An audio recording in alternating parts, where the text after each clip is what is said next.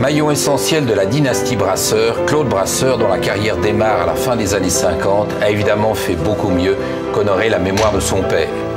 Au point qu'il appartient désormais à son fils Alexandre de se faire, comme l'on dit dans le métier, un prénom. Éclectique et profond dans le drame ou la légèreté, Claude Brasseur a bien voulu ce soir nous faire entrer avec lui dans son cinéma.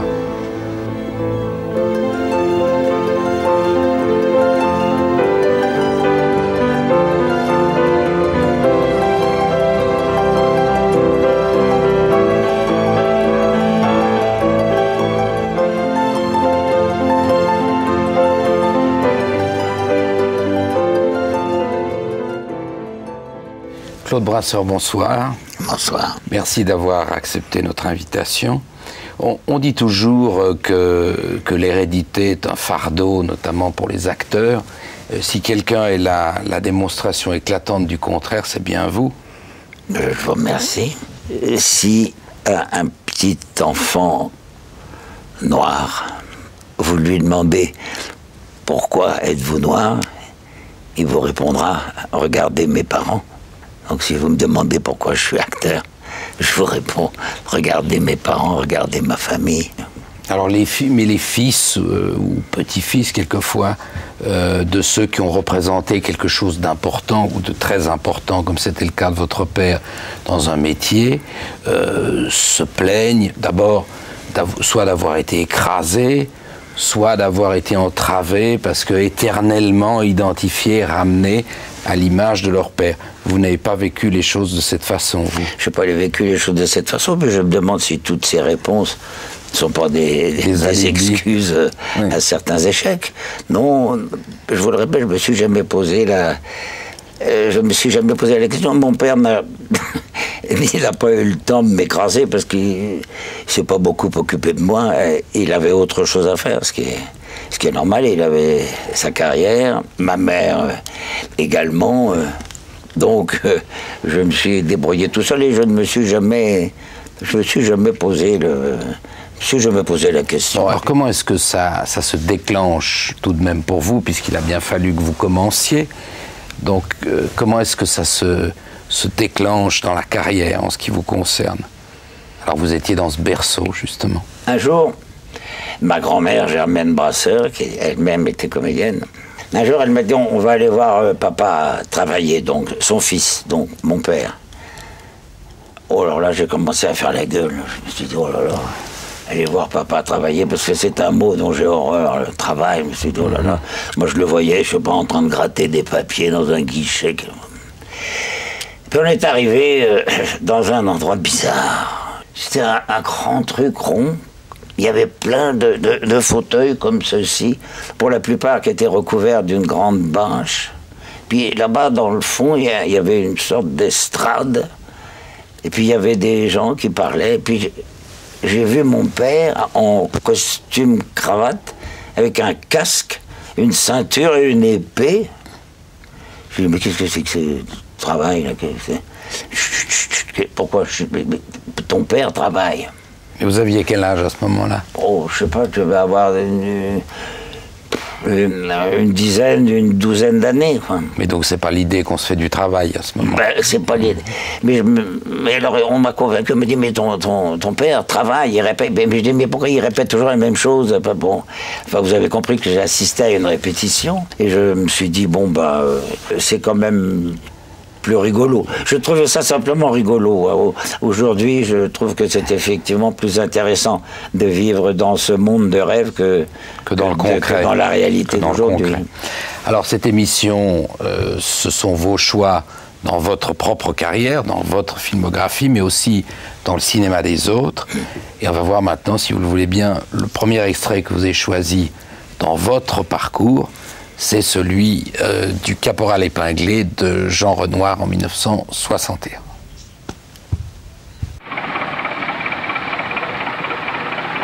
Dis donc, quand tu auras retrouvé la personne qui t'attend, que tu seras resté un petit moment avec elle, histoire de refaire connaissance, tu remettras ça? C'est beau, Paris. On respire ici. sent le mazout. Un remorqueur. Ça sent Paris. Mais j'ai compris. C'est pas fini. Ça ne fait que commencer. La vue des croix gammées me déprime. Mais alors on va se revoir, caporal. Eh ben à bientôt. À bientôt, papa.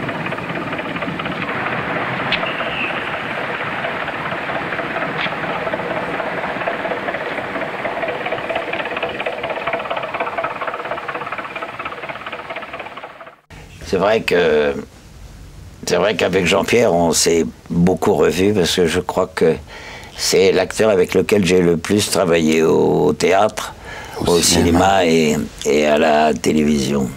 Inutile de vous dire que pour un jeune acteur, les deux jeunes acteurs que nous étions, quand on a reçu une proposition, la proposition de Renoir. Monsieur Jean Renoir, ça a été quand même un des moments les plus émouvants de notre début de carrière, quoi. Alors un des très grands personnages évidemment qui a marqué de son empreinte toute l'histoire du cinéma français de cette époque, mais avant, bien avant déjà et bien après, c'est évidemment Jean Gabin, qui a beaucoup tourné lui aussi avec Renoir.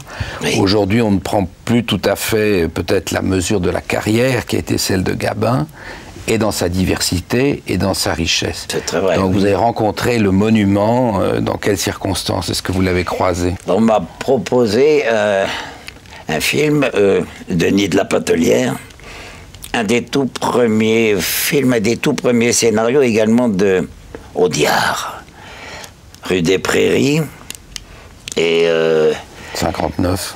Je venais d'être démobilisé, puisque j'ai passé 3 ans comme soldat. Et effectivement, j'étais très impressionné par Gabin et j'ai appris beaucoup de choses. Par exemple, on tournait de midi à 7h30. À midi, il arrivait, son fauteuil, il ne tolérait pas qu'il y ait marqué Jean Gabin, vous savez, sur le fauteuil de plateau. Oui. Non, c'était Jean Moncorgé. Qui était son patronyme. C'était son vrai nom, mais ça lui plaît. Et c'était toujours face à toute la technique en train de travailler. Et au bout de 48 heures, il disait, tu vois, cet électro, là, c'est un tir au cul. Par contre, ce machinot, là, celui-là, c'est un bon... Et il ne quittait pas le plateau. Il exigeait toujours que ses enfants, puisque les 3 enfants de Jean Gabin étaient Roger Dumas, Marie-Josée Nat et moi, il exigeait qu'on soit à côté de lui, comme ça. Il nous racontait des anecdotes, des trucs, des machins. Et il avait toujours, les Kleenex n'existaient pas, il avait toujours autour du cou un mouchoir de soie, comme ça, en bavette. Alors j'avais repéré le truc et voulant faire le jeune homme qui a tout compris, le lendemain j'arrive et puis je dis à la dame qui nous habillait, je voudrais avoir s'il vous plaît un mouchoir comme ça. Et puis je descends et je m'assois à côté de M. Gabin. Et M. Gabin éclate de rire. Je ne sais pas l'imiter. Il me dit alors, Môme, pourquoi tu mets le foulard comme ça? Je lui dis, M. Gabin, c'est comme vous, c'est pour ne pas salir ma chemise, parce que je suis maquillé, parce qu'à l'époque, c'était du 35 mm, en noir et blanc, il fallait 1 tonne de maquillage pour supporter les éclairages. Alors il éclate de rire et il me dit mais j'en ai rien à foutre de salir ma chemise, j'en ai 15 là-haut, Madeleine me donnera si on est... Et, je dis mais oui, mais il me dit moi je mets ça pour que les photographes m'emmerdent pas. Et c'était tout le... En fait je sais que c'était pour pas salir sa chemise, ouais. Mais il était comme ça, Jean. Et donc bien naturellement dans vos choix, s'inscrit cet extrait que nous allons voir maintenant, du Gabin d'avant-guerre encore, Gabin dans le rôle de Lantier dans La Bête humaine, du même toujours éternel Jean Renoir.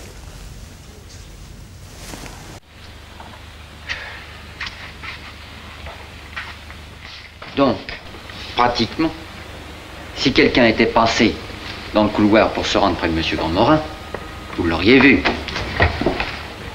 Oh, certainement. Et vous n'avez vu personne. Non, non, non, monsieur le juge, personne. Bon. Je vous remercie, monsieur Lantier. Faites entrer Cabuche. Au revoir, monsieur.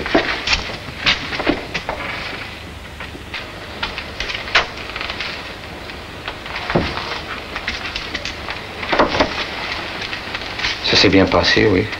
Hein? Ah oui. Qu'est-ce qu'ils vous ont demandé? Ah bah comme l'autre jour sur le quai où j'étais et si j'avais vu quelque chose. Et alors? Eh ben je leur ai dit que j'étais dans le couloir et que j'avais rien vu. C'est un physique comme ça, c'est le premier qui a ouvert la porte à des acteurs comme Belmondo, quoi. C'était fini les beaux profils grecs, quoi. Pierre Brasseur aussi, dans la générosité, dans la gestuelle, on a beaucoup dit que Belmondo s'inspirait de votre père, de Jules Berry, de Pierre Brasseur. Oui, mais ça c'est par amitié, parce que je me souviens que mon père avait comme projet, monté par Vitali, La Mégère apprivoisée, qu'il a joué avec, dans le rôle de Petruccio, évidemment, avec Suzanne Flon. Et Petruccio a 2 domestiques, et en pleine répétition, comme ça, au début des répétitions, mon père me dit, mais je sais pas, on a vu des jeunes comédiens, t'aurais pas un pote qui serait capable? Je lui dis, écoute, si, je peux t'envoyer 2 copains à moi. Alors, en fait, j'en ai envoyé qu'un, puisque ils ont engagé Galabru.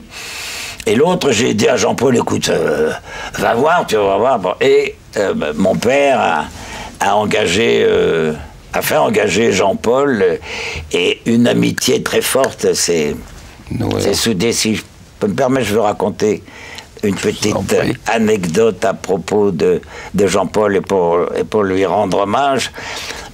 Jean-Paul est devenu une énorme vedette.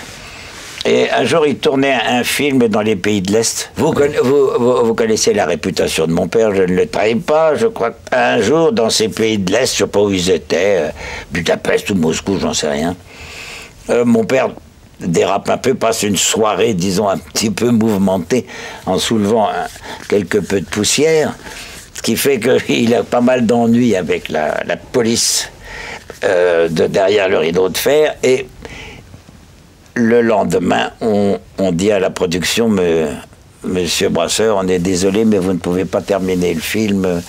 Vous êtes prié de retourner dans vos foyers. Bref, ils l'ont viré. Alors mon père, désolé, le lendemain, a fait sa valise. Il est allé dire au revoir à tout le monde. Il est notamment allé dans la chambre de Jean-Paul pour lui dire au revoir. Jean-Paul dit qu'il s'est fait, il dit je m'en vais, je fais une connerie hier soir, je suis viré, Et mon père descend avec sa valise, et 2 secondes après, on voit Belmondo avec une gabardine et une valise qui descend, puis qui se met à côté de mon père. On lui dit, bon, monsieur Brasseur, la voiture est là. Bon, on lui dit, mais monsieur Belmondo, qu'est-ce que vous faites? Ben, je m'en vais. Pourquoi vous partez? On me dit que monsieur Brasseur ne finit pas le film, mais si monsieur Brasseur s'en va, moi je m'en vais avec. Il est évident que Jean-Paul est resté, mais mon père aussi. Ça fait partie du caractère de Jean-Paul. Alors quand vous voyez cet extrait de La Bête humaine, on est frappé à la fois par la modernité de la façon de jouer de Gabin, par la sobriété du dialogue. Vous avez l'impression que tout ça a été mieux écrit à l'époque, mieux fabriqué qu'on ne sait le faire aujourd'hui? Je crois. Je le crois, oui. Oui, parce que les auteurs étaient moins sollicités. Aujourd'hui, ils sont sollicités par plein de choses, par le théâtre, par la télévision. Ouais. Il faut produire. Alors, il ne faut pas leur en vouloir. C'est vrai qu'ils n'ont plus vraiment le temps de s'appliquer. Alors, puisqu'on parle de ce qui était merveilleusement fait, on parle des chefs-d'œuvre, à cette époque-là, on a connu beaucoup dans le cinéma français, et un d'entre tous, avec notamment Pierre Brasseur, bien sûr, c'est Les Enfants du Paradis. Ah, vous avez souri. Ne dites pas non, vous avez souri. Ah, c'est merveilleux. La vie est belle. Et vous êtes comme elle, si belle. Vous êtes si belle, vous aussi. C'est drôle, on dirait que vous avez couru. Oui, après vous. Après moi? Et vous venez à ma rencontre? Mais justement, je vous ai vu tout à l'heure. Alors vous comprenez, le choc, l'émotion, le temps de me décider. Et vous étiez déjà loin. Alors? Alors, comme j'ai horreur de suivre une femme, j'ai couru pour vous dépasser et précisément venir à votre rencontre. Et maintenant, je ne vous quitte plus. Où allons-nous? C'est tout simple. Vous allez de votre côté, moi du mien. Mais c'est peut-être le même. Non, Oh, pourquoi? parce que j'ai rendez-vous. Au rendez-vous, destin tragique. Voilà seulement 2 minutes que nous vivons ensemble et vous voulez déjà me quitter. Oh, mais me quitter pourquoi? Pour qui? Pour un autre, naturellement. Et vous l'aimez, hein, cet autre? Oh, moi j'aime tout le monde. Eh bien, voilà qui tombe à merveille, je ne suis pas jaloux. Mais lui, l'autre, il l'est, hein, jaloux. Est-ce que vous en savez? Oh, ils le sont tous, sauf moi. Vous savez comment c'est né, les Enfants du Paradis? Non. C'est une idée de Jean-Louis Barrault, qui était un mime, comme vous le savez, mais qui était passionné par la vie de bureau. Un jour, il a demandé à Prévert de lui écrire un film autour de la vie de bureau, ce qu'a fait Jacques. Et puis, ils ont élaboré le scénario, ils ont demandé à Carnet, et Carnet, très justement, a dit « Oui, mais c'est très difficile de faire un film sur un acteur muet. Mais ce qui serait bien, c'est pour mettre en valeur ce personnage muet, de mettre en face un acteur parlant. Et ils ont inventé à ce moment-là le personnage de Frédéric Lemaître. C'est comme ça que le film est né.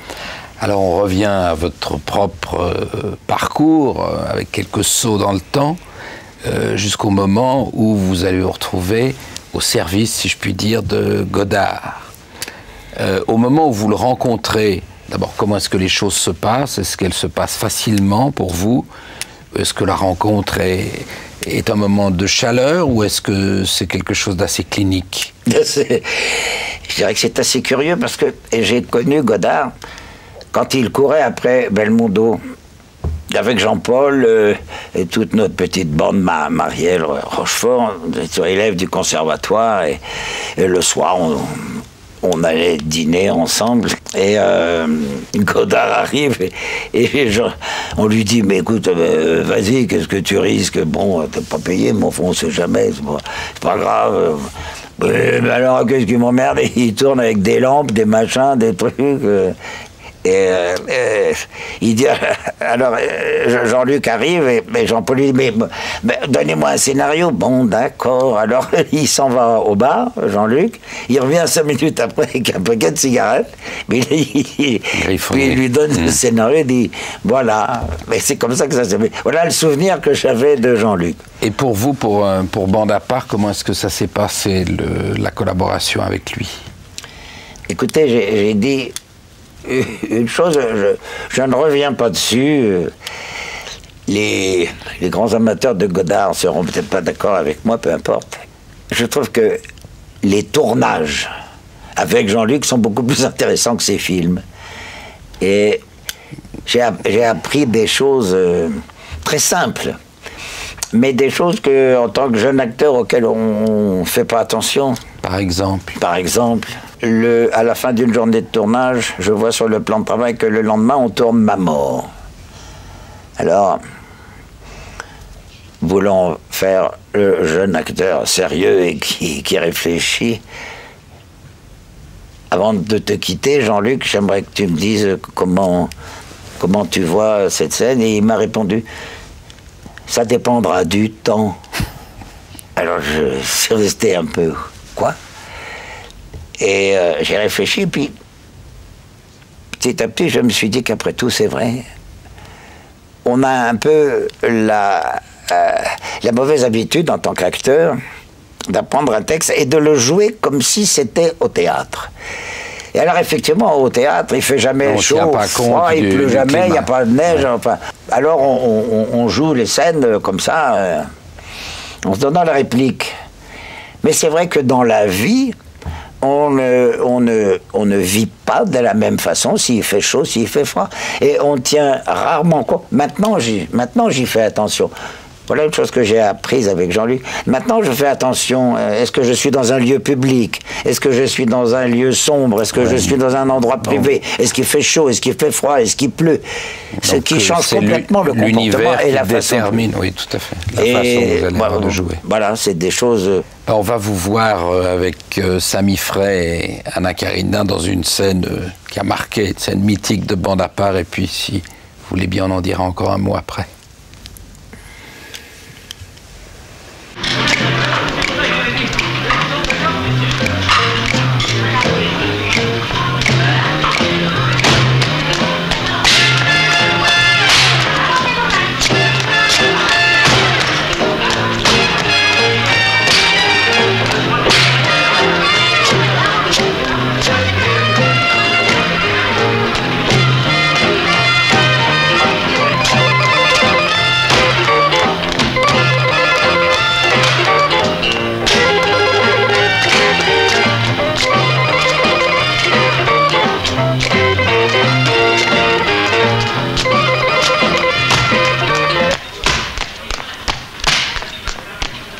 Cette fois, c'est le moment d'ouvrir une deuxième parenthèse et de décrire les sentiments des personnages.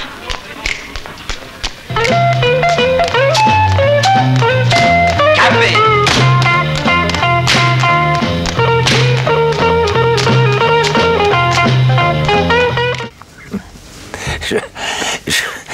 Je crois que c'est une opinion tout à fait personnelle, mais j'ose l'exprimer. Je crois que ce sont les fans et les grands amoureux de Godard qui lui ont fait le plus de tort.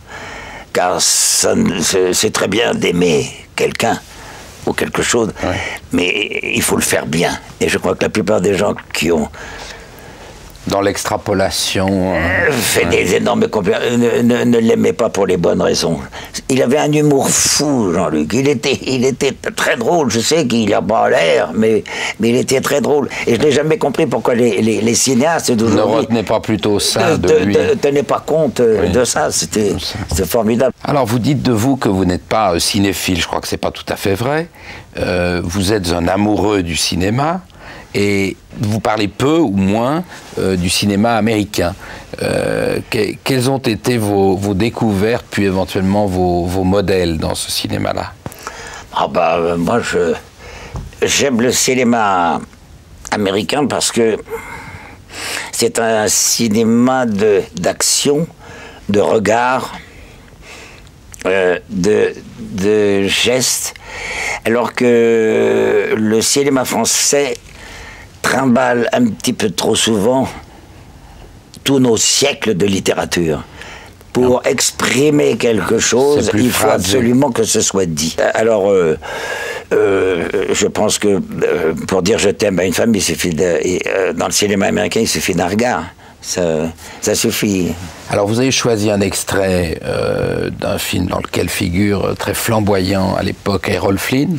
Alors oui. Et vous vous souvenez des circonstances dans lesquelles vous avez découvert ce film? Oui, parce que c'est un film qui est bien antérieur, que j'ai découvert en même temps que Tom Jones. C'est un film sur la paillardise, sur ce que... Ça me fait penser, c'est pour ça que j'aime aussi le rugby, quoi. C'est un film choral, c'est un film qui est plein de santé, qui est de vitalité, truculent, et je trouve ça, c'est un film qui m'a énormément frappé. Une très belle présence dans cette scène, d'ailleurs, vous allez le voir, d'Errol Flynn dans le Gentleman Jim de Raoul Walsh en 1942 déjà.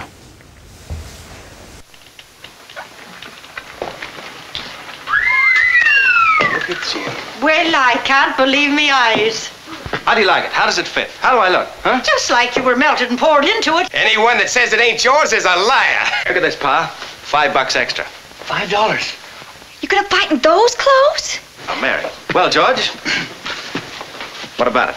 You look just like one of Pop's $500 funerals. Yeah. That's a fine thing to say, and him off to fight the ex-champion of England. Well, why don't you say something, Pop? Jim, me boy. You've set the Corbetts ahead 1,000 years. I'll go get the brooch. She's all polished. All right. Oh, Jim, you're the handsomest man in South San Francisco. Oh, now, Mary. I'm afraid Ma was right. We have got one gentleman in the family. Hey, but don't be too much of a one. I got 20 bucks spent on Don't worry, boys. So long, Harry. Good luck, Jim. So long, George. We'll be waiting up Goodbye, for you. kid. Goodbye, Ma. Jim, don't let him hurt you. Don't worry, Ma. He won't even lay a glove on me. Oh, say, Ma, look, how about this flower? Beautiful. Yeah, but is it big enough? Sure. Okay, goodbye. Careful of that suit. You know it's rented. Peu de gens me contrarieront, mais je ne peux pas m'empêcher de penser à mon père. J'allais le dire. J'allais dire. Ça aurait pu être du Pierre Brasseur. Oui, tout à fait, oui. Et là, quand même, entre l'extrait qu'on a vu tout à l'heure et ça... Il y a beaucoup de... Il y a beaucoup de ressemblances. Tout à fait, oui. Tout à fait. Alors, pendant très longtemps, en France, on a dissocié cinéma et télévision, la télévision étant un genre considéré comme mineur, à tort.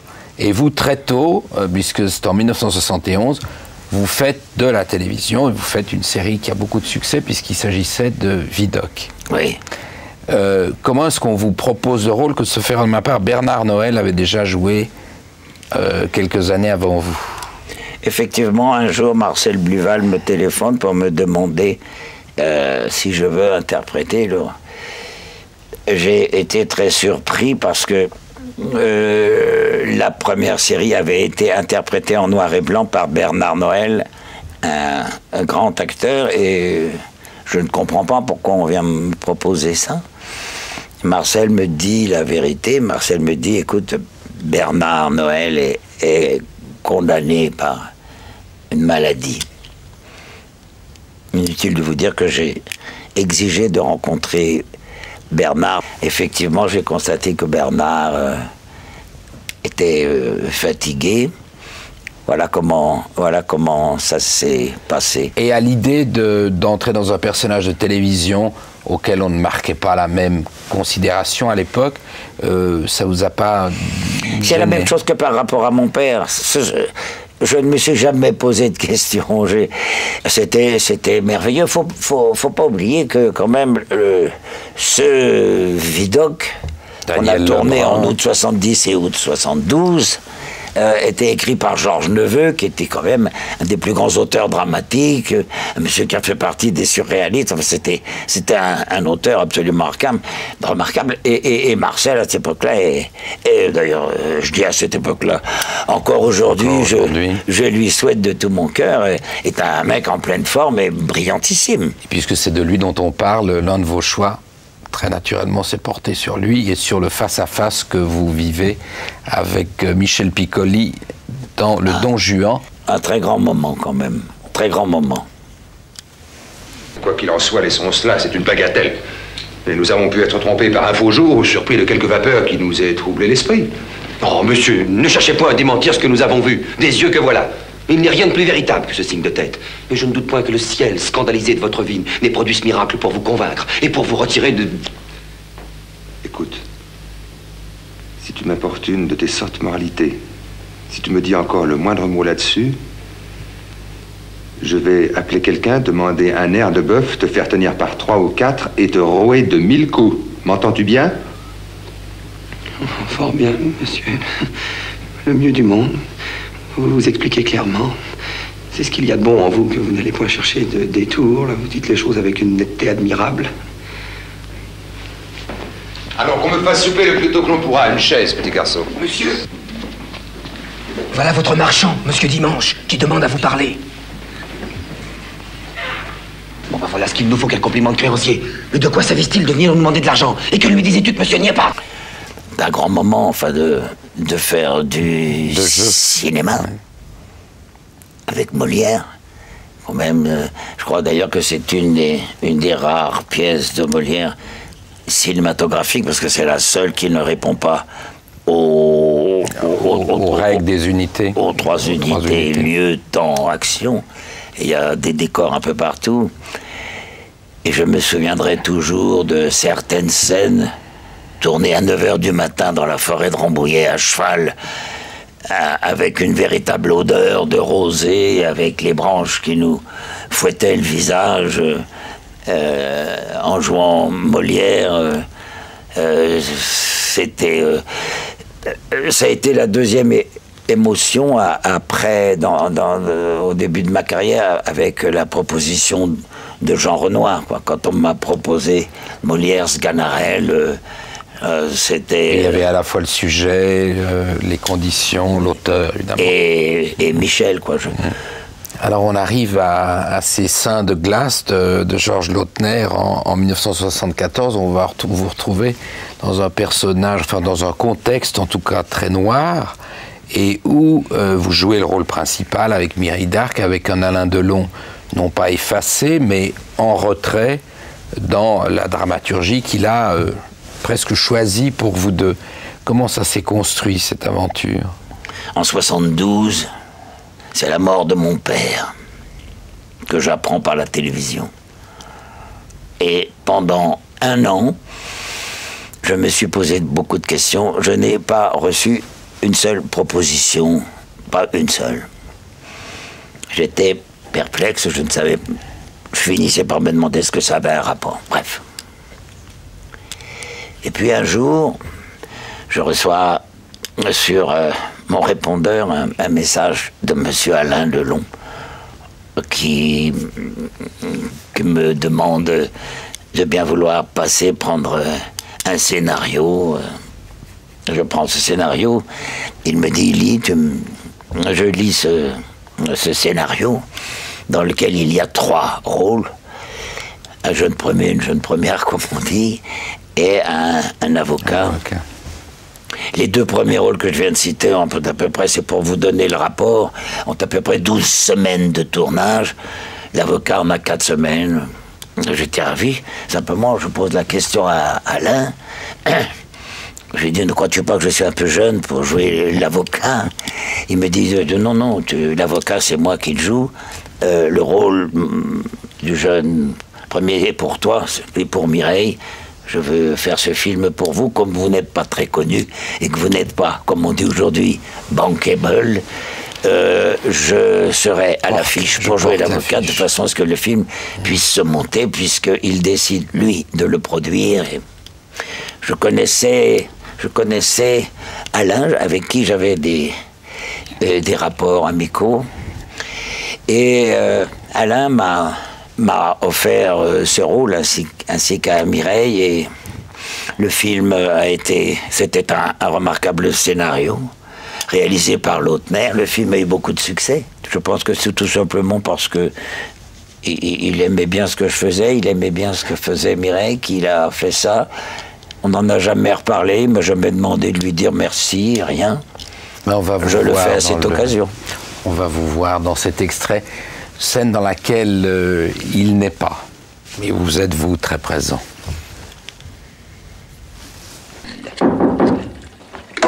J'arrive. Voilà.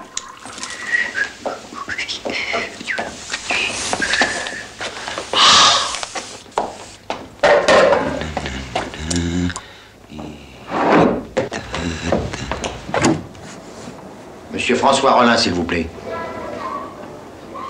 Oui. Je viens de la part de Mademoiselle Lister. Comment? Je viens de la part de Mademoiselle Lister. Ah, oui. Entrez, je vous en prie.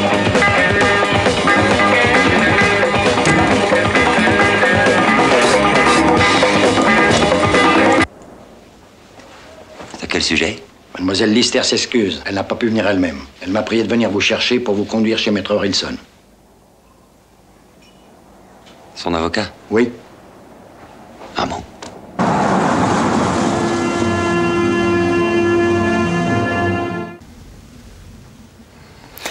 Alors vous avez fait beaucoup de... Un mot de plus sur les... Un mot sur les Seins de glace. Alain Delon. Oui. Attention, Maître Delon. Alors vous avez fait beaucoup de comédies dont beaucoup ont très très bien marché, toute la série des Un éléphant, etc. Et un de vos choix dans votre propre filmographie, c'est Fauteuil d'orchestre, qui vient plus tard dans votre carrière. Qu'est-ce que vous affectionnez particulièrement dans ce film-là? D'abord, c'est la 3e fois que je travaille avec Daniel Thompson. J'aime beaucoup J'en ai pas joué beaucoup, mais je trouve intéressant de chercher chez un personnage les failles, les faiblesses, plus que les forces. C'est un personnage qui m'a touché. Vous savez, dans la vie, moi j'aime bien découvrir les gens. Puis j'aime bien découvrir tout, j'aime bien découvrir les architectures différentes, les gastronomies différentes, et les gens. Et quand je lis un scénario, je découvre un personnage, et ce personnage m'a touché, il m'a ému.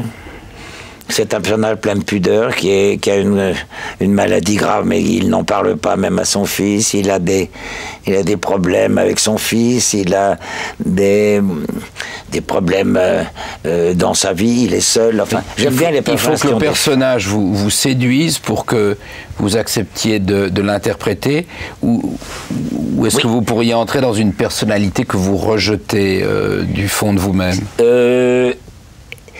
Il faut que je le comprenne. Ce qui est important pour vous, c'est de comprendre la mécanique ou la logique sans approuver. Les approuver. Bien sûr. Eh bien, on vous voit quelques minutes dans ce personnage-là, dans le fauteuil d'orchestre de Daniel Thompson. Ta mère arrivait dans une espèce de traîneau. Elle me disait, « Pourquoi tu mens à tout le monde, Jacques? Ce boniment, là, je les vends, je pourrais plus les acheter. Tu vends par orgueil.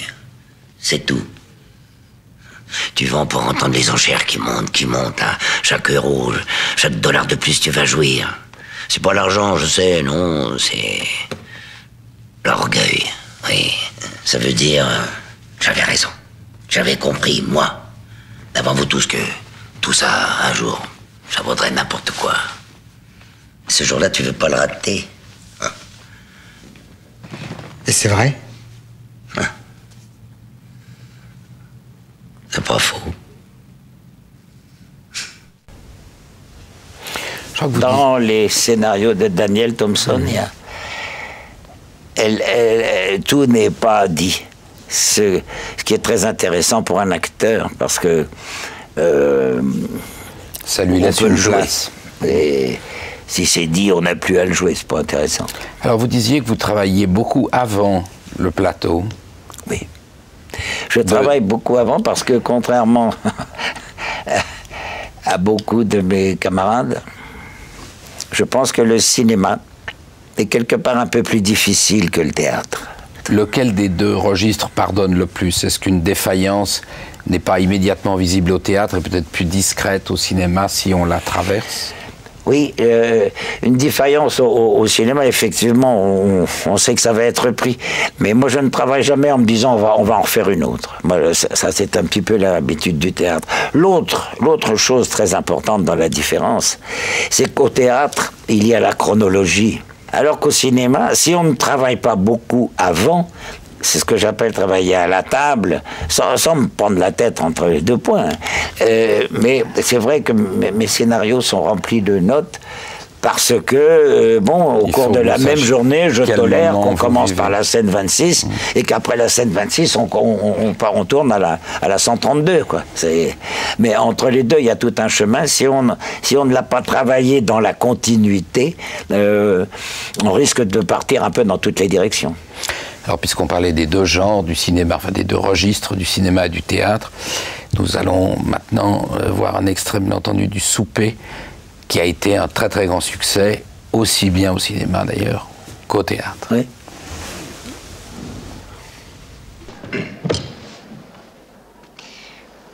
Depuis combien de temps n'avons-nous pas causé dans le particulier? Le temps vous aurait semblé long? Oui. Vous me manquiez, monsieur le duc. J'aurais osé l'espérer. Plus les temps sont troublés, plus l'amitié est précieuse. Je dirais même nécessaire entre certaines personnes. Oui, les circonstances. Elles rapprochent à de certains moments. Alors remercions-les. J'ai toujours pressenti qu'un jour, nous aurions ce face-à-face. et qu'il nous faudrait décider du cours des choses. En somme, nous entretenir à cœur ouvert. Nous sommes faits pour nous comprendre. À demi-mot. Ce sera suffisant. Oui. Nous ne sommes ni des soldats ni des hommes de cour auxquels il faut tout expliquer. Oui. Nous tirons les fils. On se demande de quoi un acteur peut rêver de mieux qu'un face-à-face comme celui-là, avec un texte aussi bien ciselé. Oui. Et grâce à cette expérience, j'ai compris sur le tard que le théâtre pouvait faire des progrès au cinéma, d'une façon générale, hein, en tant qu'acteur. Le théâtre fait faire des progrès au cinéma et le cinéma fait faire des progrès au théâtre.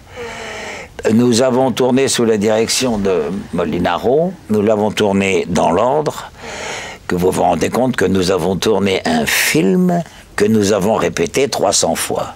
Et vous diriez que vous n'avez pas joué de la même façon? Non. On ne l'a pas joué de la même façon, ce qui est normal d'ailleurs. C'est pour ça que je n'aime pas les retransmissions théâtrales à la télévision. Parce qu'au théâtre, on est obligé d'extérioriser beaucoup, parce qu'on ne joue pas simplement d'abord pour la caméra. Regardez où est la caméra, regardez où est mon micro. Je n'ai pas besoin de forcer. Mais si nous étions sur une scène de théâtre, on est obligé d'extérioriser, parce qu'il y a des gens au 3e balcon, là-haut, il y a des gens qui sont au fond de la salle. On est obligé d'extérioriser les choses. Mais si on extériorise les choses et qu'on est pris en gros plan, d'un seul coup, on devient des grimaciers, des hurleurs. Donc là, dans l'extrait qu'on vient de voir, c'est un traitement plus sobre. Beaucoup plus sobre. Et ce traitement sobre, on l'a gardé à la reprise, car on l'a joué 600 fois, le souper. On l'a joué 300 fois, jusqu'à la fin, jusqu'au début de l'été. L'été, nous avons tourné le film, et après, nous avons repris la pièce. Effectivement, on l'a joué avec un petit peu plus de retenue, de sobriété, tout en retrouvant le ton qu'il fallait nécessairement à la salle. Au théâtre. Oui. Et puis moi j'ai toujours considéré le théâtre comme une œuvre collective. J'ai toujours aimé ce qui était collectif, parce que je trouve qu'avant tout, aussi bien dans le sport, que ce soit le rugby ou le théâtre, ce qui compte avant tout, c'est la générosité. D'ailleurs, je vous fais remarquer qu'il y a les mêmes mots souvent. Et c'est très important. Au rugby, par exemple, quand on fait une passe à un partenaire, on dit « donner la balle ». Au théâtre, avec un partenaire, on dit « donner la réplique ». Alors on va en venir au dernier de vos choix dans l'histoire du cinéma, dans les films des autres. Je crois que vous êtes un véritable amateur de cinéma, vous aimez ça, et en particulier, je crois que vous aimez les westerns. Oui. Et vous êtes un grand admirateur de Sergio Leone. Je suis un grand admirateur de Sergio Leone et je suis un grand admirateur des westerns, parce qu'il faut faire abstraction de la culture pour éprouver devant une œuvre d'art une émotion. Quand je vois les grandes plaines, les rocheuses et les mecs à cheval, je me dis, putain, j'ai envie d'être avec eux. Et si j'ai choisi ce film-là, c'est aussi parce que j'ai eu la chance de travailler une fois dans ma vie avec les Américains, de travailler avec Rod Steiger. Je ne sais pas s'il fait partie de l'extrait. Non. Mais il est dans ce film, et c'est aussi un grand souvenir que de travailler avec ces monstres, et des monstres de l'acteur studio, qui est une façon de travailler qui ne me déplaît pas. Ça n'est pas à proprement parler un western, puisqu'il s'agit d'Il était une fois en Amérique, mais enfin, oui. C'est quand même un magnifique western urbain.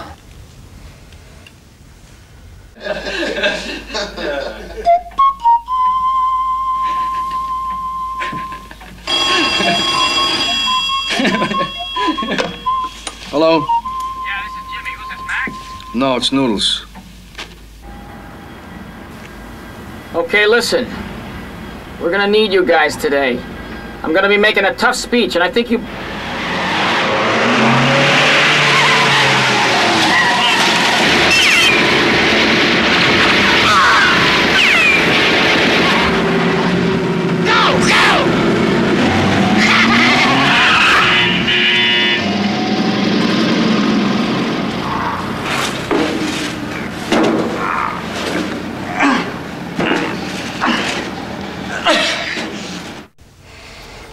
Il Il s'est permis des audaces absolument incroyables, ce Sergio Leone. Enfin, il passe comme ça allègrement d'un gros plan des yeux à un plan général, ce qui est quand même relativement rare, parce qu'en général, ils font des étapes dans les décors et dans les cadrages. On a reconnu James Woods et Robert De Niro très jeunes.